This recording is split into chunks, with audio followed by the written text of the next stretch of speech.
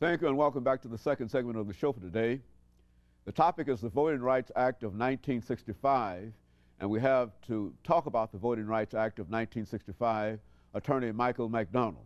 And of course, Attorney McDonald, before we had our first commercial break, we promised that we'd give you an opportunity to continue our discussion in reference to the suffrage or the vote in early America. Go on, let's continue from there. Well, before the break we were talking about the four areas. Basically was four procedures or four tools that were used to prevent or to limit the rights of Negroes or African Americans to vote. The first I mentioned was this grandfather exemption, which allowed for someone whose grandfather was eligible to vote in 1860 to continue to vote even after the passage of the 15th Amendment. Of course, Negroes were not eligible to vote in 1860, therefore that exemption didn't benefit them, and not too long after that the Supreme Court ruled that that was unconstitutional. The second way in which the rights of Negroes have been abridged is through something we call the white primary, and white primaries were held in the South primarily by Southern Democrats, Dixiecrats, who basically would hold elections, primaries involving the major candidates, and exempt Negroes from participating in the primary. So by the time they got to the general election in which they could vote, the process was already completed.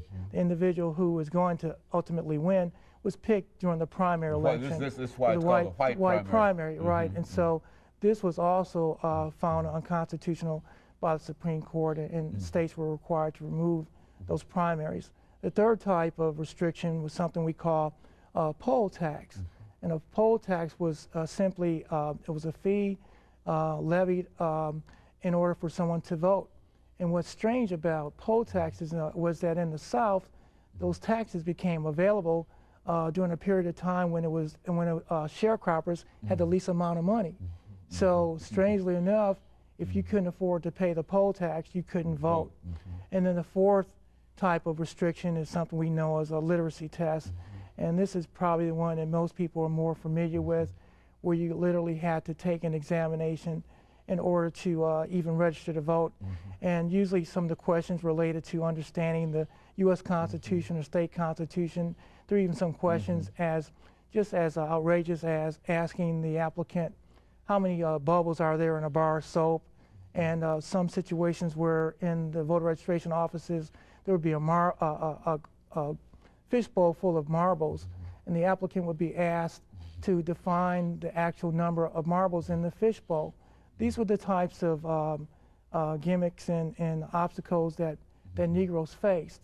And prior to the Voting Rights Act of 1965, there were fewer than 70 black elected officials in the United States.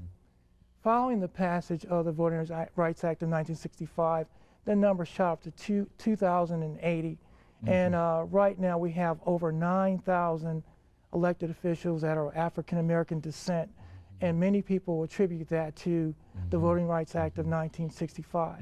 Now, of course, the act wasn't passed without much upheaval and a lot of resistance. There were four incidents, or actually occurrences, that I think played a major role in the passage of the Voting Rights Act of 1965. The first was something we call Bloody Sunday, and that represented the march from Selma, Alabama to Montgomery, Alabama, where blacks who were going to march to Montgomery to basically confront then Governor George Wallace about the obstacles that many blacks faced. Again, it was a situation where literacy tests were still being administered, and Governor Wallace had actually mobilized the Alabama state troopers to prohibit these voters from crossing the Edmund Pettus Bridge. And many of these individuals were beaten and critically injured, and so it became known as Bloody Sunday. Bloody Sunday. And it gained coverage from around the world. The second incident involved the murder of 3 civil rights workers in Philadelphia, Mississippi, who were killed by members of the Klan, and also with some collusion or conspiracy activity on the part of the Nebotia County, Mississippi Sheriff's Department. And so those two incidents, along with two other things, the third being Fannie Lou Hamer, who was from Mississippi, who was a part of the integrated Mississippi delegation to the 1964 Democratic Convention that wanted to be seated, but there was an all-white Democratic delegation from Mississippi. And as you know, that incident itself marked a major impact on the Voting Rights Act. And then the fourth element, of course, was the role of President Lyndon Johnson, who became a major champion for civil rights at the passage of the Civil Rights Act of 1964, Civil Rights Act of 1965, and then eventually the Housing Act of 1968. President Johnson, because of his finesse and his ability to having worked in Congress, his ability to work with the Southern Democrats, was instrumental in the passage of the Voting Rights Act of 1965. So those four elements really played a major role in the passage of the act. You know, we've got a couple of minutes before our second commercial break here, but let's raise this question.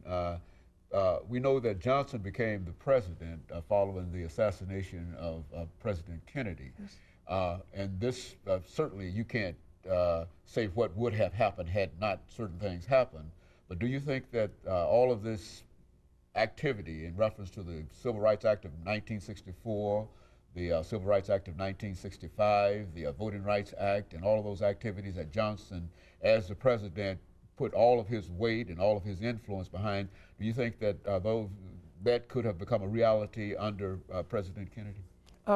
Again, we don't have the ability to rewrite history, but I do not think we would have had these acts passed with the expediency and with the sense of urgency that they did pass under President Johnson, who again had an understanding about just Southern politics. And I just think, just as a political scientist, you cannot overlook that one fact. Yeah, well, that's what we found in American history, that Johnson played a very significant role in reference to integration, in reference to civil rights, and et cetera.